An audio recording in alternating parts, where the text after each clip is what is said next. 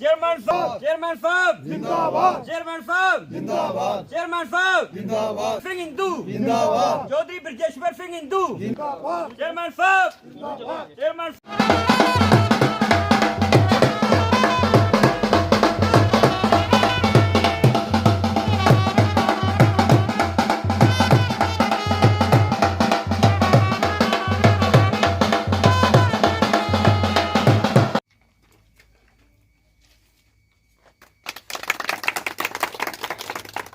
बोल साचे चेयरमैन साहब बोल चेयरमैन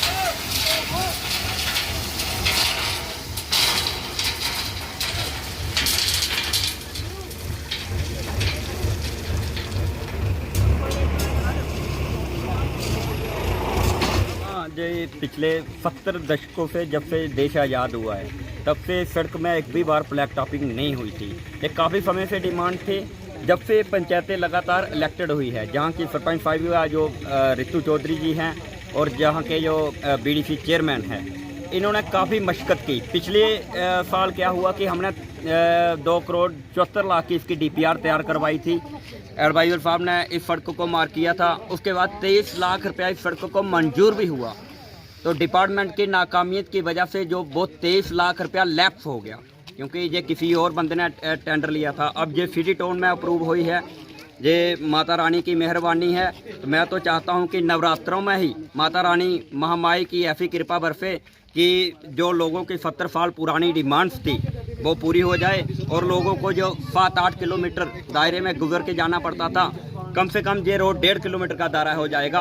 तो लोगों में काफ़ी उत्साह है, काफ़ी खुशी है, और लोगों की काफ़ी पुरानी डिमांड्स थी। तो लोगों की डिमांड्स पूरी हुई है, लोग खुश हैं। तो हमारी भी जो जिम्मेवारी थी, पंचायत में जो सरपंच ने जिम्मेवारी ली थी, उनका संकल्प था कि जहाँ की रोड कनेक्टिविटी वो आज पूरी हो गई है। और उसके बाद हमारी पंचायत में तकरीबन 6 मोड़े हैं, जहाँ पे हमने 2 डीप हेड पंप लगवा दिए हैं। तीसरा गुड़ा सूरजा को लगने जा रहा है। चौथा जहाँ पे लगवाएंगे, 5वां मंगतिया में। ये लोगों की मेन डिमांड्स थी। ये तकरीबन मेरे को लगता है कि हमारे कार्यकाल में पूरी हो जाएंगी। जो हमने लोगों से कमिटमेंट की थी, उनसे भी ज़्यादा काम मेरे को लगता है हम करके देंगे। जो वादा है वो तकरीबन पूरा हो गया है। धन्यवाद। मेरा नाम रमेश चंद्र। हाँ जी, आज ये सड़क बना कर दी है। ये सड़क बना, ये हमारा बहुत काफ़ी टाइम का वैसा चल रहा था। ये तो 50-60 साल से चलता रहा। ये पहले पंचायत का थी, फिर हमारे मिनिस्टर डॉक्टर मनोहर लाल आए, उन्होंने इसको हैंड ओवर करा के PWD में रखा है। PWD में रखा है। उन्होंने इसको पैसा भी पहले लगाया है। अभी उनके चले जाने के बाद दूसरी सरकार आई है, उन्होंने बहुत बारी लाया, कुछ नहीं बना। अभी चलो हमारे सरपंच साहब, चेयरमैन साहब से रुकावट की, इन्होंने इधर गए गवर्नर साहब को गए, DC साहब को गए, एक्सीडेंट साहब को गए, उनकी मेहरबानी से सारे से आज ये काम शुरू हुआ है। और धन्यवाद साहब। सर बताएंगे कितने लंबी मांग थी जो आज जो है वो पूर्ण हुई है? ये रास्ता धमाल से शुरू होता है छन्नी तक, और ये मतलब काफ़ी टाइम से लोगों की डिमांड थी। लोगों को वाया हमीरपुर से निकलना पड़ता था। वो 6 से 7 किलोमीटर का रास्ता था। यहाँ से शॉर्टकट नियर अबाउट कुल 2 किलोमीटर का रास्ता था। लोगों को काफ़ी टाइम से लोग डिमांड कर रहे थे इस रास्ते के लिए, but due to some reasons नहीं हो पा रहा था। आज ये काम मतलब हम शुरू करने जा रहे हैं, और इसमें पूरे पंचायत के लोगों का योगदान है। भगवान के आशीर्वाद से आज हम ये काम शुरू करने जा रहे हैं, और जल्दी काम ख़त्म होगा। और लोगों की जितने भी यहाँ पे उम्मीदें थी, वो हम उस पर खरे उतरने की अपनी तरफ से पूरी कोशिश करेंगे। क्या देखते हैं आने वाले समय में किस तरह की जो प्रगति की ओर जो है विकास कार्य होंगे?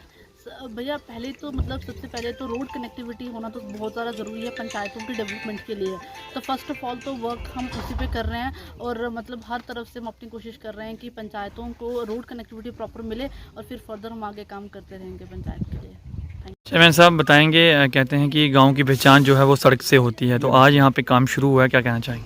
हाँ, जिस गांव को सड़क नहीं है वहाँ पे डेवलपमेंट का अभाव है। तो मैं आपके माध्यम से तमाम वासियों को, सरपंच साहब को, बाकी पंचेस को, सबको मुबारकबाद देता हूँ जिनकी मेहनत से ये आज संपन्न हुई है। इनकी डिमांड जो काफ़ी लंबी डिमांड थी कि ये कोई 2200-2300 मीटर का स्ट्रेच है धमाल से छन्नी तक, तो इसकी जो अलॉटमेंट है वो 20 लाख के आसपास है। तो अभी ये ब्लैक टॉप हो जाएगा विद इन डेज। तो क्या देखते हैं कि सड़कों की जो हालत थी पहले से सुधार हुआ है उनमें, और गांव को जो है वो सड़कें मिलना शुरू हुई? सड़कें तो पहले भी मिलती थी। ये सिटी टाउन पार्ट होल्स ये एक रेगुलर प्रोसेस है गवर्नमेंट का, पीडब्ल्यू डिपार्टमेंट का रेगुलर प्रोसेस है। ये जो भी टूटी फूटी सड़क होगी उसका रिपेयर होना ही होना। जो भी हम प्लानिंग देते हैं डिस्ट्रिक्ट डेवलपमेंट बोर्ड में, जो भी हम प्लान करते हैं, हमसे प्लान लिया जाता है, तो हमने ये रखा था इसको। पानी की समस्याएं भी आ रही थी, और मुझे पता चला कि पिछले दिन ही जो एक लिस्ट, लंबी लिस्ट जारी हुई जिसमें अलग अलग पंचायतों को जो है डीप हैंडपम्प मिले हैं। तो क्या देखते हैं आपकी पंचायतों में कितने डीप हैंडपम्प लगेंगे नए और लोगों को पानी मिलेगा? हाँ बिल्कुल, ये 31 पंचायतों में हमारे कोई 70 के आसपास लगेंगे, तो काफ़ी उस पर राहत होगी। हमारे कंडी क्षेत्र है तो 70 हमारा वाटर सोर्स बन जाएंगे। तो 70 महल्ले, 70 गांव, 70 कुछ भी कह लें आप, तो रिपेयर भी होंगे। जो पहले इंस्टॉल्ड हैं, पहली गवर्नमेंट्स ने इंस्टॉल किए हैं, वो हमारे को 150 के आसपास ख़राब है। तो मैं रेगुलर हर मीटिंग में, जैसे हमारा पीपल आउटरीच कैंप पहला हुआ 20 महीने पहले, तो वहाँ हिंदुस्तान के मंत्री गजेंद्र शेखावत आए थे, हिंदुस्तान के जल मंत्री, उनके समक्ष भी मैंने उठाया था। अभी डॉक्टर महेंद्र नाथ पांडे जी आए हैं, मैंने उनके समक्ष भी ये उठाया मुद्दा। तो अभी उम्मीद है कुछ आएगा, अगर आएगा तो धरातल पे लगेगा, गवर्नमेंट देगी कुछ तो सब कुछ होगा। एक बात और उभर के सामने आ रही है जो किसानों की है। किसान इस वक्त हाहाकार कर रहे हैं, चाहे वो किसी भी मांग को लेकर हों, लेकिन एक छोटी सी बात जो है, सरकारी मंडियां खुली हैं, उसमें ये एक छोटा सा और एक रख दिया है कि आप गर्दौरी की नकल लेके आइएगा, तो अब पटवारियों के पीछे भागना पड़ेगा, फिर फसल लेके जाना पड़ेगा। जी, मैं परसों गया था सैटरडे को डीसी साहब के पास इसी संदर्भ में कि जो वहाँ पे रजिस्ट्रेशन होनी है किसानों की, पैडी प्रोक्योरमेंट सेंटर्स में उनको रजिस्टर होगा, वो एग्रीकल्चर डिपार्टमेंट ही कर रहा है। मेरी उपाध्याय साहब से भी बात हुई थी कि इसको थोड़ा सा आप लिबरलाइज़ करें। जो गिरदावरी की नकल है वो एकदम से, पटवारी हमारे ओवरलोडेड है, जमाबंदी अभी लिख रहे हैं, तो वो एकदम से अपना गिरदावरी की नकल नहीं दे सकते।